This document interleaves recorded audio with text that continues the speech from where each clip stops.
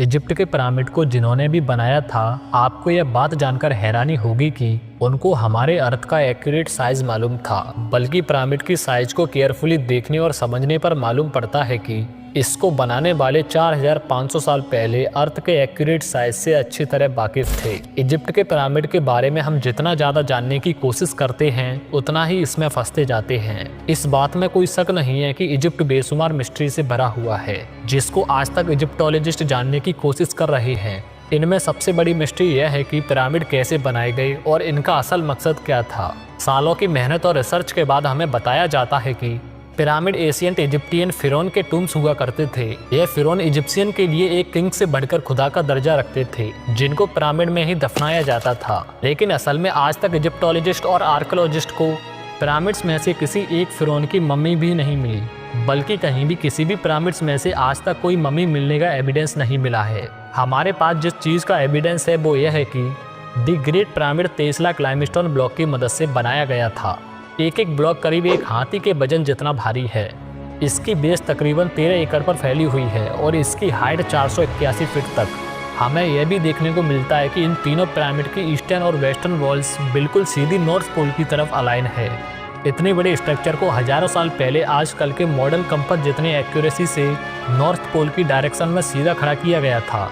यह वो सबूत है जो आज भी हमें देखने को मिलता है।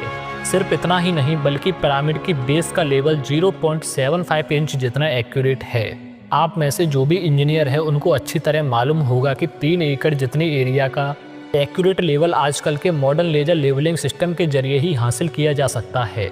हमारे पास इस चीज़ का भी एविडेंस है कि पिरामिड की चारों साइड वॉल्स, जिनको 5 टन वजनी स्टोन ब्लॉक रखकर एक खास एंगल पर खड़ा किया गया था, इन चारों की लंबाई एग्जैक्टली 230 मीटर है। अगर इन चारों में कोई डिफरेंस है तो वो 2 इंच से ज़्यादा नहीं है।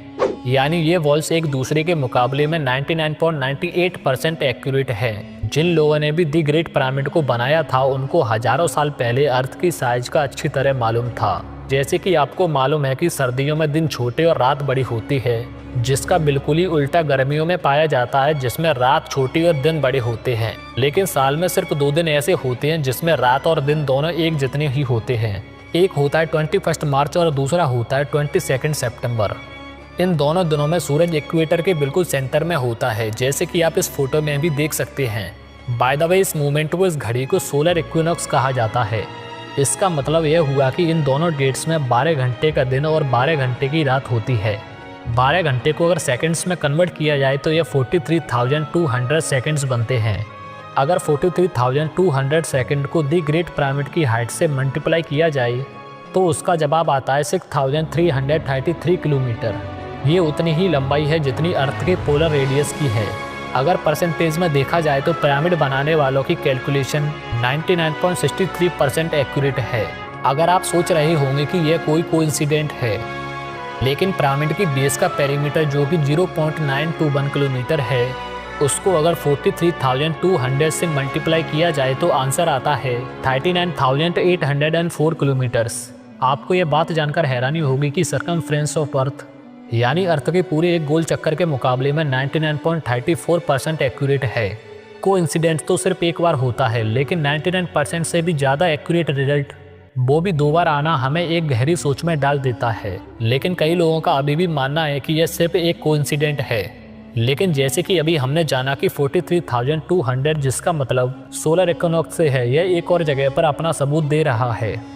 नॉर्मली देखने पर पिरामिड की 4 साइड नज़र आती हैं, लेकिन असल में यह 4 नहीं बल्कि 8 हैं। जी हाँ, ये 8 साइड सिर्फ सोलर इक्विनॉक्स वाले दिन ही ऊपर से देखने पर नज़र आती हैं। ये डिस्कवरी पहली बार 1940 में एक ब्रिटिश एयरफोर्स पायलट ने की थी, जो पिरामिड के ऊपर से गुजर रहा था। अब सवाल खड़ा होता है कि हजारों साल पहले पिरामिड बनाने वालों को अर्थ का पोलर रेडियस और इक्वेटर का सरकमफ्रेंस मालूम पड़ा तो आखिर कैसे? इजिप्ट के पिरामिड हमारी सोच से भी ज़्यादा कॉम्प्लिकेटेड हैं। यह तमाम फैक्ट्स जानकर यकीन करना मुश्किल होता है कि इसको 4,500 साल पहले के दौर में बनाया गया था। क्या उनके पास कोई जादुई ताकत थी, या फिर इसको इजिप्शियन ने नहीं बल्कि किसी एडवांस सिविलाइजेशन ने बनाया था, जो पास्ट में काफ़ी एडवांस थी? Graham Hong Kong fingerprint of the God के ऑथर हैं। इन्होंने पिरामिड को ओरायन कॉन्स्टेलेशन के 3 स्टार के साथ जुड़ने की थ्योरी दी थी। इस थ्योरी के मुताबिक गीजा पिरामिड की पोजीशन ओरायन कॉन्स्टेलेशन के 3 स्टार से एग्जैक्टली मैच करती थी।